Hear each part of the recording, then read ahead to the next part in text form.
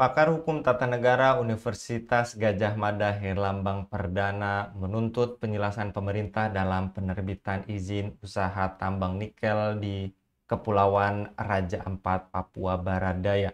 Dia menuntut pemerintah mencari siapa yang harus bertanggung jawab dalam penerbitan izin tersebut. Pemerintah juga tidak bisa bersembunyi di balik pencabutan ini, artinya dia harus buka apa alasannya yang sedang terjadi. Karena pencabutan IUP, masalah apa yang sebenarnya sedang terjadi, dan itu pemerintah harus menjelaskan siapa yang harus bertanggung jawab atas persoalan perizinan tambang ini. Kata Erlambang saat dihubungi pada hari Selasa 10 Juni 2025. Apakah pihak yang mengeluarkan IUP bisa saja terjerat ke ranah pidana? Apakah termasuk juga jika ditemukan adanya unsur korupsi atau suap? Dan pencabutan 4 IUP di Raja Ampat, apakah tindakan administratif pemerintah ini sudah menandakan adanya permasalahan dalam perizinan? Untuk membahasnya kami terhubung dengan Bung Agus Kiswantono.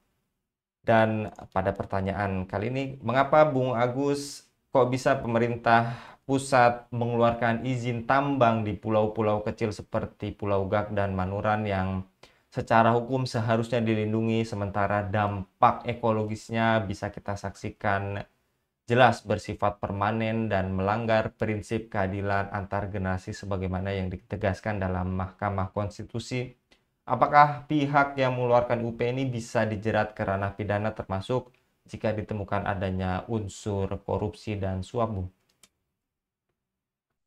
Namun, kadangkala seringkali ya, kalau berdasarkan PP di sini nomor 26 tahun 2018 tentang rencana tata kota ruang nasional, ini di satu sisi juga mengizinkan eksploitasi sumber daya tertentu dengan alasan kepentingan nasional. Jadi undang-undangnya itu adalah tentang pengelolaan dan prinsipnya itu keadilan antar generasi, tapi di sisi yang lain PP-nya itu mengizinkan eksploitasi ya dengan batasan-batasan tertentu untuk kepentingan nasional. Jadi lah ini kan kalau memang izin tambang dikeluarkan tanpa adanya kajian, misalkan terkait dengan LKHS, jadi tanpa ada kajian lingkungan hidup strategis, maka ini kan akan terjadi pelanggaran di Undang-Undang Nomor 32 tahun 2009 tentang perlindungan dan pengelolaan lingkungan hidup. Jadi eh, proses dari administratif, kemudian legal aspek, ya, kemudian terkait dengan teknis mobilisasi demobilisasi. Kalau itu ya tanpa sistematika yang benar dan diberikan kepada dalam tanda kutip ya perusahaan-perusahaan yang mengedepankan ya uang, maka yang namanya eksploitasi sumber daya alam itu pasti merusak. Kenapa saya katakan merusak? Ya, karena eksploitasi itu kan mengambil, ya, mengambil kapan adanya, ya, eh, apa itu terkait dengan kalau itu di pantai, ya, terkait dengan memulihkan ya, sumber daya alam yang ada di sekitar tambang area tambang tersebut. Gak ada itu. Jadi dari mulai dulu batu bara, kemudian sekarang nikel.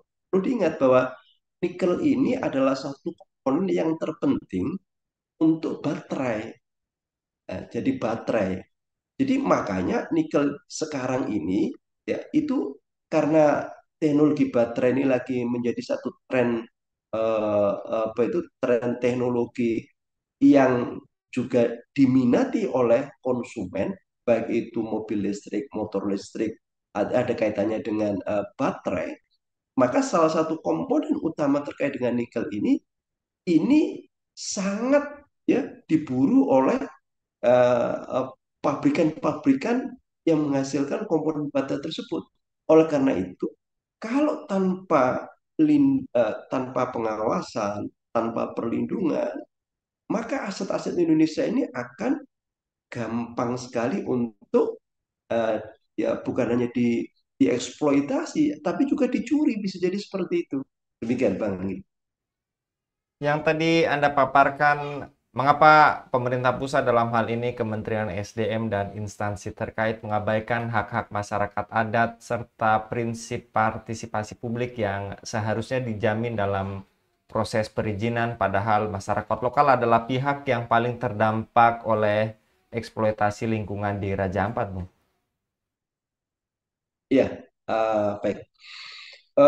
Secara substantif, jadi secara substantif ini kan kalau masyarakat ya itu yang harusnya terdampak secara langsung tidak dilibatkan, maka secara substantif sesuai dengan Undang-Undang Nomor 11 Tahun 2020 tentang Cipta Kerja itu meskipun undang-undang ini secara apa itu masih terjadi kontroversial ya, izin tambang diberikan tanpa persetujuan mereka yaitu masyarakat di sekitarnya, maka masyarakat dapat menggugat melalui pengadilan atau mengajukan judicial review terkait dengan ya undang-undang tersebut. Ya. Karena memang pemerintah, baik itu pemerintah daerah, pemerintah pusat ya, karena itu kan ada bagi tanggung rentengnya itu, bagi keuntungan tanggung renteng, mulai dari kabupaten, provinsi sampai pusat, persentasenya juga ada itu. Maka prinsip free, prior, dan informed consent atau FPIC bagi masyarakat adat itu, maka ini harus dipenuhi oleh oleh pemerintah ya, baik itu nanti yang di level kabupaten, baik itu yang di level provinsi, baik itu yang di level pusat ya, sesuai dengan putusan MK nomor 35 garis miring PUU ya minus 10 Romawi garis miring terkait dengan hak wilayah. Karena memang Pulau Gak yang luasnya 8.600 meter hektar, 8.600 hektar atau 86 ribu kilometer persegi, ya, eh, itu memang ada wilayah adat di situ. Gitu. Sehingga harusnya juga mengacu kepada satu ya terkait dengan Undang-Undang MK nomor 35 garis miring PUU minus Romawi 10 garis miring 2012. Nah, itu harus juga terpenuhi itu. Karena ini terkait dengan hak ulayat pada daerah tersebut. Kalau topun ya, itu diimbangi dengan apa itu AMDAL dan lain sebagainya terkait dengan apa itu manipulasi dan lain sebagainya. Ini kan berarti ya apa itu uh, proses ya di awal ini sudah cacat prosedural ya, karena bagaimana mereka bisa mengutamakan ya, memprioritaskan, mengalokasikan apa itu kesejahteraan untuk masyarakat sekitar kalau ya prosedur-prosedur itu tidak terpenuhi secara benar ya, dan sesuai dengan SOP baik itu di antara kementerian yang terkait. Nah, demikian. Oke. Kemudian juga yang kita ketahui bersama, apakah penghentian aktivitas tambang oleh Kementerian Lingkungan Hidup terhadap perusahaan-perusahaan yang tadi yang Anda sebutkan hanyalah bentuk reaksi sesaat terhadap sorotan publik dan media, atau benar-benar menjadi awal penegakan hukum bagi lingkungan yang adil, tegas, dan tidak tunduk pada kepentingan investor asing, Bu? Ya, eh, ini kan dua mata pisau ya, dua mata pisau yang mana apa itu mata pisau ini bisa tajam ke arah ke arah perusahaan atau juga eh, pisau yang dipakai ini kalau memang tidak benar bisa juga tajam ke arah regulator atau pembuat undang-undang atau terkait dengan eh, eh, otorisasi terkait dengan pembuat undang-undang tersebut. Jadi contoh terkait dengan aspek lingkungan hidup, ya itu kan ada Kementerian Lingkungan, ada juga aspek pidana dan ada aspek terkait dengan juga ada aspek biasa biasanya ini kaitannya dengan investasi itu kan ada kaitannya dengan ekonomi atau eh, bisa pendapatan daerah, bisa pendapatan negara dan lain sebagainya. Ya.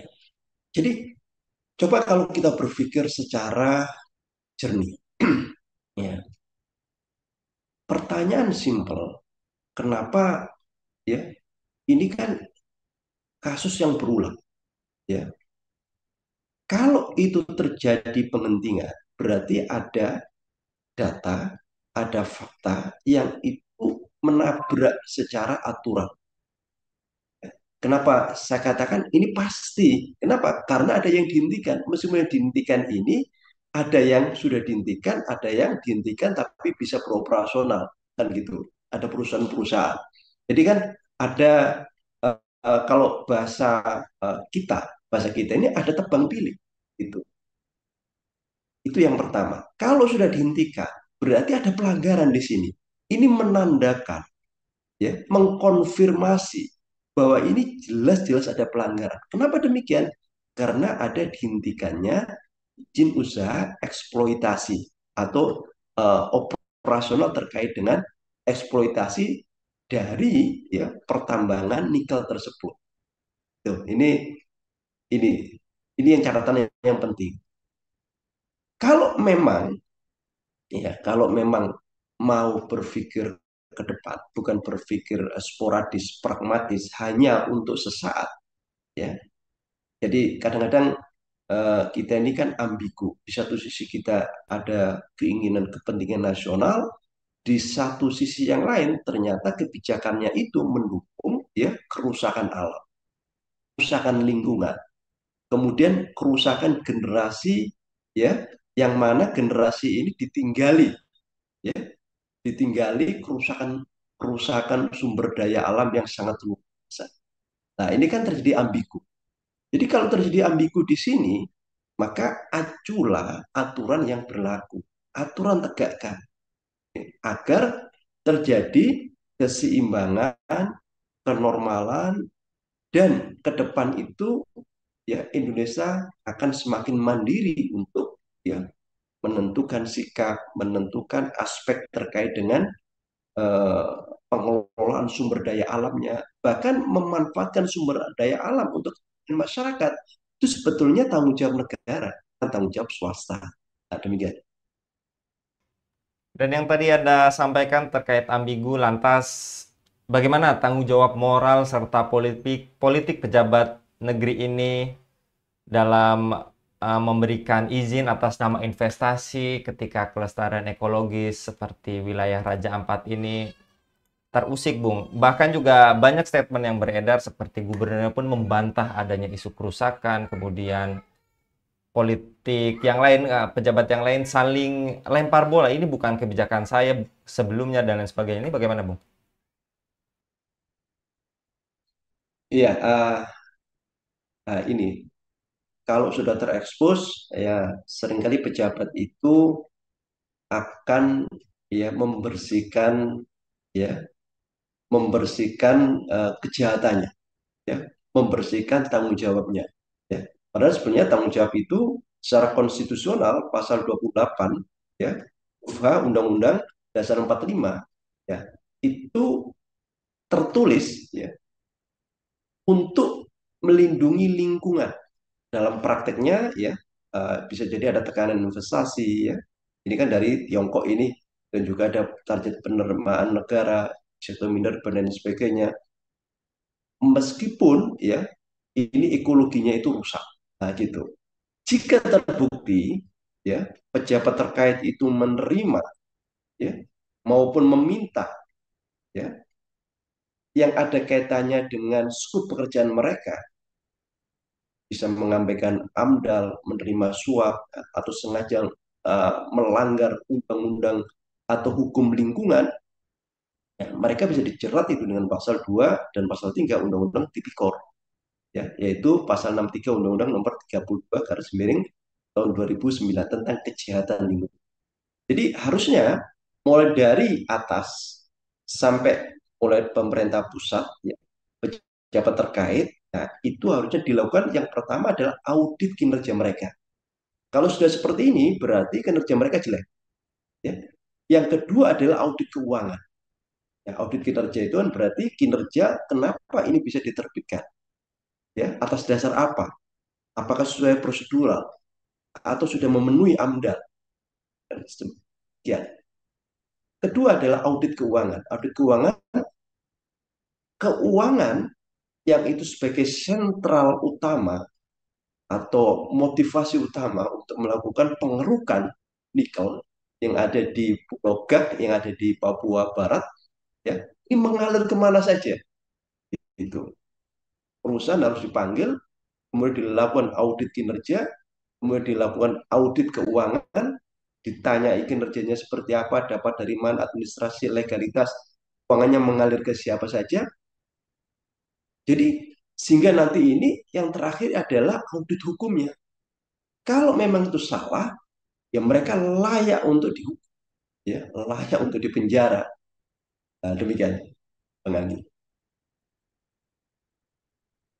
Bung Agus pada pemaparannya pada kabar petang kali ini. Semoga ini lagi-lagi menjadi bukti bahwa keserakahan, apalagi sistem yang berlaku saat ini hanya mementingkan kapitalis tanpa mementingkan ekologis. Ini menjadi pelajaran berarti bagi kita. Dan sekali lagi Bung Agus untuk paparnya pada kabar petang kali ini.